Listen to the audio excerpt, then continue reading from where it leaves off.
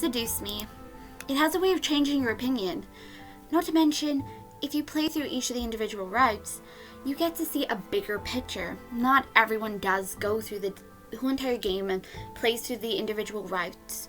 Some people just choose their favorite and then just end it there, missing out on a bigger story. Now,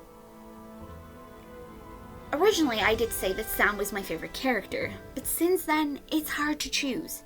Seeing as I've played through each of the individual routes, I started to see something different to each of the individual characters. Their stories are interesting. They have a piece of a puzzle that connects up with the rest of them. And you also get to see the grandfather, how he came to know the boys, the connection, what is going on with their families, the tragedy with a lot of them, what happened with their parents, what they're going through, how they're treated. I mean, there is no two characters here I can say that, oh, you don't want to play through that route because, gosh, it's a lot similar to the other. There are similarities, but it's their unique stories to their individual character that makes them unique and wanting you to play more. For example, why not start with the wonderful succubus Diana? Now, Diana, when I first met her, I got her totally 100% wrong. I took her for face value alone and how she reacted in the boys' routes. Sure, she put up an interesting, debate about the injustice of a princess and, about their home and everything. But again, the way she talked didn't really strike me as that much that it was bothering her so much. It was more as if she wanted power more than anything. She didn't show that compassion which would have drawn me more to her character. But Diana surprised me, much like many of the others did. By playing through her route, not only did we discover so much more about Diana and her respect for rules, but also a lot about her history and, of course, her connection to the grandfather. So, for those that are not aware, I'm never going to visit Diana's route. Here's some spoilers for you. Let me sum up the plot for you. So, eventually, you do get lots of glimpses of Diana's presence being there, especially when you look at Lisette for some unexplained reason. That is not really explained why Lisette is there.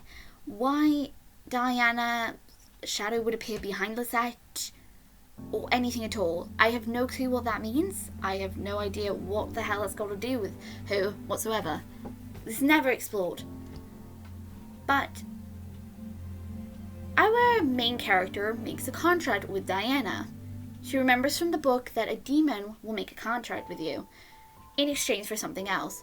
Now, Diana values the rules in saying that during the birth of Jesus on the 25th of December, I'm not going to go through the whole entire thing, but she said that the 5 worlds came into agreement that the human world was supposed to remain ignorant to their existence because otherwise there'd be an absolute panic and carnage, and then everyone would get dragged into a big war with vampires and angels, and then the demons would have to get involved, and it would just be havoc everywhere. And that terrified Diana to her very core.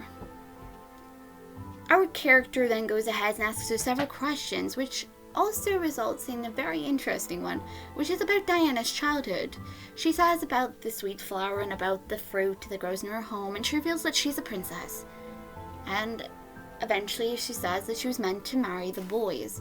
She was meant to marry the eldest, James. And, unite the lands, and as a queen she was hoping she could change how things were done and disband the army so they wouldn't attack anyone else anymore and cause any more harm. But that's not to say that would have happened if she did become queen. As far as we can tell, the demon lord is a full tyrant. And he, as a way of enforcing his law on his son easily, all he's really got to do is tell his son to do something and he'll do it like a goddamn puppy. Because they have fear. I'm going to just say this right now. James and the others, the way they act around their father, it's not the fact that they respect him that much. It seems that they have an absolute fear of him, that there's something about him that just scares them. I mean, sure, James stood up to show that he wasn't intimidated by him, but still, there is always the chance that the father could disagree and actually ban him completely from ever seeing his brothers again. There is always that fear. He has power over his sons. The brothers could have always have been separated completely. the way the Demon Lord reacts to her and his wives also makes him all that more of a tyrant. Which, as we also clearly know, the Demon Lord expressed that he couldn't care less about their precious daughter, even if she was a prodigy.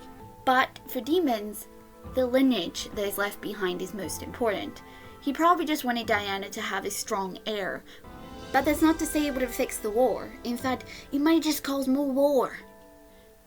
I mean, what's to say that her getting married to the boy, to the son, James, would have actually resolved the war? What if, as soon as they got married, he instead turned around and goes, okay, I've got what I want, destroy their kingdom? You know? There's no guarantee that would have caused peace. I mean, he could always go back on his word. Anyway, as we were aware, things don't go to plan. The boys decide to go to the human world, where of course they have help from the grandfather to come through from the abyssal planes to the human world. In exchange, they use some of their energy so that way the grandfather wouldn't suffer the aftermath of the draining of the energy to bring them through. And you think that that was okay. But no. Diana arrives being told that the whole entire arrangement is off. That's in her mind. She starts panicking and worrying that her kingdom is going to get attacked and destroyed, and she's going to lose everything that she's ever cared about. Her people matter the most to her. In fact, Diana is an excellent example of a ruler. She cares for the people around her. She does show compassion. She wants to do the right thing. She wants to keep peace. She doesn't like the thought of war. She is the complete opposite to the Demon Lord who just thrives in chaos. He enjoys battle. He enjoys murdering people. He enjoys people suffering, most likely. Because even when he's talking to his wives, I don't see that much compassion. In fact, most of the time when the wives are talking to him, they end up either snapping at him or they sound really upset. So, yes, no romance there. No, I'm pretty sure I can guess how he ended up having children with some of them. I don't think he was completely willing, but whatever. I'm not going into further detail there. So Diana goes and does something very desperate. She senses a bit of energy, and instead of asking if she can go through to the human world, she forces the portal open and uses the energy from the wizard that helped the boys through. But there's a problem.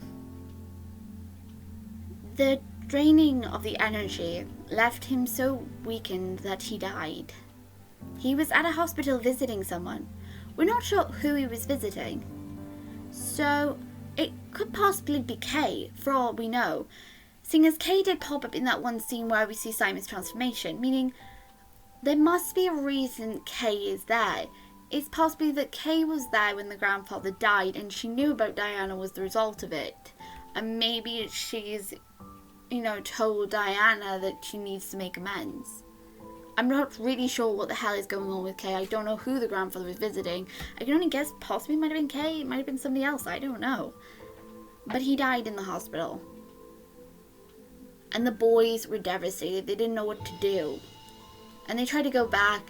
But then they bump into Malix and, they end up going where our main character is. And Diana does eventually make her way there. Now, of course, if you go after Diana's route, the boys leave, and Diana pops up in the room with you, saying that she's there to shake your memories, because, hey, rules are rules, beginning of time and stuff like that. In exchange for not taking away your memories, you agree to have a contract with her where she teaches you everything you've ever wanted to know, about magic, etc., and then she can take your memories the following day. But things don't quite go to plan. For some unexplained reason, Diana seems to enjoy your company and stays for much, much longer. Till eventually, one day comes that she wants to visit a grave before taking your character's memories. Upon arriving at the grave, you discover something much more. Now, upon arriving at the grave, Diana reveals finally that this is the grave of the man who died when she came through forcibly. And our character bursts down in tears, realizing what had happened. She then turns to Diana and declares, "You killed my grandfather," and the look of shock on Diana's face. She is devastated when she realizes what she's done. She's hurt this human, this girl that she's grown to love, and she can never undo what she's done. She regrets what she did. She had no choice. She felt desperate, but she regrets it. She took something precious she can never return. So, Diana decides to leave. Although she's aware that our character has magic that will get stronger once in the demon world, that she could actually win the war with our character, she decides not to go through with it. She decides to leave. But, lo and behold, our character wakes up and rushes to the balcony and tells her, "Demon, you are taking me with you. You were paying me back for everything you've done. You're going to repent for your sins for killing my grandfather. You're taking me to the demon world. And I'll help you win your war. In exchange, you teach me everything. Hopefully, along the way, we'll discover more. Their bond will grow, and maybe Cedro will not go full out Yandari on our ass. But then again, it is very likely Cedro might just kick our butt." Now, before anybody jumps to conclusion, no. Diana and our character hasn't got a full romantic route. In fact, no, what we're seeing is the relationship getting closer to the point that they're having feelings for one another. They've shared their first kiss at the end of Diana's route. That she's starting to fully accept how she feels. Again, Diana has questioned whether people like her for who she is because she says that her power is so strong it affects everyone around her. Because of the fact she's a succubus, Diana said that it's her powers that affect how people feel for her, that they don't generally love her for her. It's just her powers that's having that effect on her.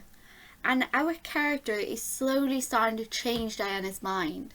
And at the same time, Diana's now got this terrible feeling of guilt in her heart, this injustice that she's done. She didn't want to hurt anyone. She came there to save her kingdom, not to cause any more damage, not to hurt anybody else.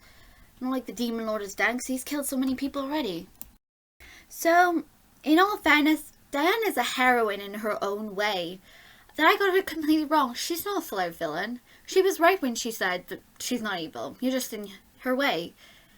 She's doing everything she can to try and stop a war, to try and stop more people dying. And unfortunately, it did cause a casualty. It has cost many lives. But will we find romance at the end of her route in Seduce Me Too? We'll have to wait and see. So yeah, definitely looking forward to playing her route in Seduce Me Too. So that's all I have to say about Diana for now. So see you next time.